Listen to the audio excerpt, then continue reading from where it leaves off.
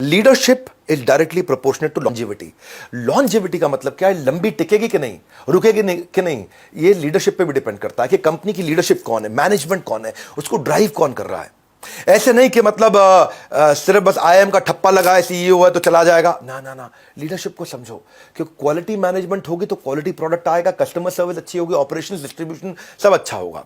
हर्षद मेहता के स्कैम में आपने क्या देखा? एसीसी की सीमेंट में लीडरशिप वही थी, मार्केट में कुछ भी हलचल नहीं हुई, कुछ भी चेंज नहीं हुआ, 200 रुपए का भाव बढ़ाते बढ़ाते बढ़ाते 200 से 9,000 पे ले गए। और ना कंपनी में कोई ऐसी कोई खास ट्रेंड थी, ना फंडामेंटल चेंज हुए थे, ना लीडरशिप चेंज हुई थी, ना टॉप लाइन बढ़ी थी, ना बॉटम लाइन बढ़ा था। बस ऐसे ही बढ़ता चला गया। इसको बोलते पंप एंड डंप, कि हर्षद मेहता पहले पंप करके ऊपर ले जाते और उस भाव पे जाकर के बेच के डंप कर देते, नीचे आ जाता। इसलिए बहुत लोग बर्बाद हुए थे, क्योंकि फंडामेंटल नहीं सीखे उन्होंने। लीडरशिप में आप क्या चेक कर सकते हो? आप थोड़ा उसके बारे में, आदमी के बारे में रिसर्च करो कि उसने कोई एंट्री बैरियर बनाया, उसका बैकग्राउंड चेक करो, उसके ऊपर कोई कोर्ट में केसेस तो नहीं चल रहे हैं, वो इन्वेस्टर के पैसों से कोई खिलवाड़ तो नहीं करता है, उसके ऊपर कोई रेगुलेटरी इशू तो नहीं है, सेबी का या आरबीआई का कोई झगड़ा तो नहीं चल रहा है। तीसरा, उसकी आप मैनेजमेंट की फोरकास्ट देखो कि वो क्या फोरकास्ट कर रहा है, आगे कहां पहुंचेगा, उसके फ्यूचर प्लान्स क्या है। चौथा, आप देखो कि वो रेम्यूनरेशन सीनियर मैनेजमेंट को जो, अच्छा दूसरों के रेम्यूनरेशन से पहले उसकी खुद की चेक करो, वो सैलरी अलाउंस और जो परक्विजिट होते हैं वो उसके बहाने से खूब ज्यादा पैसा तो नहीं ले रहा है। ऐसा तो नहीं कि प्रॉफिट मिल नहीं रहा है शेयर होल्डर को और वो अपनी तनख्वाह के नाम पे और अपनी अलाउंस के नाम पे बहुत मोटा पैसा निकाल के लेके जा रहा है, हर साल बढ़ा रहा है, हर साल बढ़ा रहा है। तो उसका मतलब ये थोड़ा सा एक क्वेश्चन मार्क आ जाता है। या फिर जब भी कोई एनालिस्ट कॉल होती है, इस तरह जो लिस्टेड कंपनी है में एनालिस्ट कॉल होती है, आपको जवाबदेही होती है, क्वार्टर ऑन क्वार्टर आपको अपनी रिपोर्ट्स पे जवाब देना पड़ता है एनालिस्ट कॉल में कि भाई क्यों हुआ इस कंपनी में। तो क्या प्रमोटर यानी कि मालिक यानी कि मैनेजमेंट इन एनालिस्ट कॉल पे अवेलेबल थी या नहीं थी? चेक करो। वो हर बार कंटिन्यूसली रेगुलरली जवाब देने को तैयार है, तो इससे पता चलता है कि सिंसियर भी है, सीरियस भी है, हर क्वेरी को आंसर करेंगे। छठा चीज देखो, कई मैनेजमेंट जो है, जो ओनर है कंपनी का, ऐसा बहुत होता है, सुनते हैं ना आप, माल्या का घोटाला, इसका घोटाला, उसका घोटाला, सबके नाम नहीं लूंगा, पर इनमें रिलेटेड पार्टी ट्रांजैक्शन होती है। रिलेटेड पार्टी ट्रांजैक्शन का मतलब क्या है?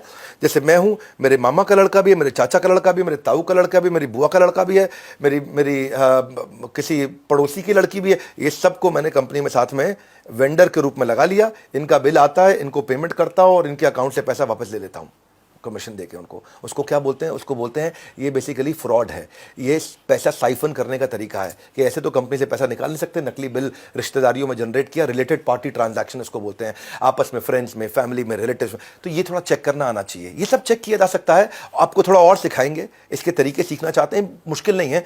आज डिटेल में देने का मेरा मन है, क्योंकि मैं आपको गैस देता नहीं, एक बात रिपीट करता नहीं, बढ़िया दूंगा। मैनिपुलेशन इन अकाउंट चेक करो कि अकाउंट से मैनिपुलेशन तो नहीं हो रहा। इनका ऑडिटर कौन है? बिग फोर है क्या? अर्न्स्ट एंड यंग है, केपीएमजी है, पीडब्ल्यूसी है, कौन है? अच्छा इनके पास है क्या ऑडिटर इस समय? और इनकी लीडरशिप में एट्रिशन कितना है? क्या लोग बार बार छोड़ के भाग जाते हैं टॉप लीडरशिप में, या लीडरशिप कंपनी में बहुत जुड़ाव महसूस करती है, अपनापन महसूस करती है लीडरशिप कंपनी के अंदर? वो बड़ा इंपॉर्टेंट है। ऐसा तो नहीं कि अपने पर्सनल शेयर को बार बार प्लेज करके, अपने शेयर्स को प्लेज करके बाहर से उधार ले रहा हो, वो भी दिक्कत है। इसके अलावा चेक करिए कि मैनेजमेंट ईमानदार कितनी है।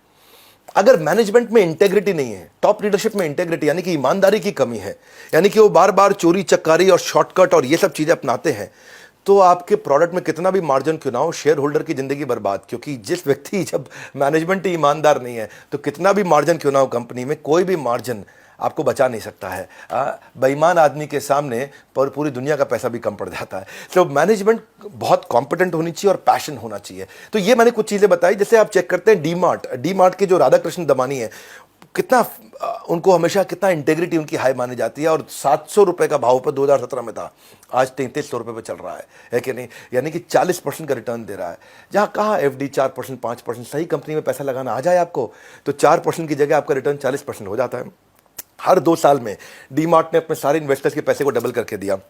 डीमार्ट में मैं पूरी केस स्टडी बना चुका हूं यूट्यूब पे, आपको प्रार्थना भी करूंगा जाके उस केस स्टडी को देखिए, क्योंकि वो काफ़ी बुद्धिमान व्यक्ति हैं। राधाकृष्ण दमानी हमेशा देश के टॉप 5 सबसे अमीर, टॉप 10 अमीर लोगों में इनका नाम है, लेकिन फिर भी लोग उनके बारे में जानते नहीं हैं। उनके बारे में जानना चाहते हैं, वीडियो देख लीजिएगा मेरा। इसके अलावा रिलायंस इंडस्ट्री, मुकेश अंबानी बुद्धिमान व्यक्ति हैं, और उनका 460 रुपए का स्टॉक प्राइस जो था कॉम्पिटेंट लीडरशिप है तो आज 2100 रुपए का हो गया। 4 साल में 40% के आसपास का उन्होंने ग्रोथ दिया, हर साल पैसा डबल कर देते हैं। 38.5% का ग्रोथ दिया रिलायंस ने अपने सारे शेयर होल्डर को। जितने लोगों ने रिलायंस में पैसा इन्वेस्ट किया सबके सब काफ़ी अमीर हो गए हैं, सबने बहुत पैसा बचा लिया, कमा लिया है। तो उसका कारण यही है कि अगर लीडरशिप बहुत बुद्धिमान हो तो लीडरशिप कमा के आपको ले जाएगी। जैसे बजाज फाइनेंस, राहुल बजाज, उनकी कंपनी देखो 2017 में 1350 पे थी, आज 2021 में 5500 रुपए के भाव पर ट्रेड कर रही है। 4 साल में इसने भी 35% से ज़्यादा का रिटर्न दिया। इसका मतलब हर 2 साल में पैसा डबल कर देता है बजाज फाइनेंस। अगर लंबे समय तक चाहते हो शेयर मार्केट में प्रॉफिटेबिलिटी, याद रखिए एक बात, लीडरशिप इज लॉन्जेविटी। प्रॉफिटेबिलिटी कब आएगी? जब लॉन्जेविटी होगी। Leadership is longevity. आपकी लीडरशिप कितनी अच्छी है, जो ओनर है वो कितना बुद्धिमान है और ईमानदारी के साथ, बुद्धिमत्ता के साथ बढ़ाता है।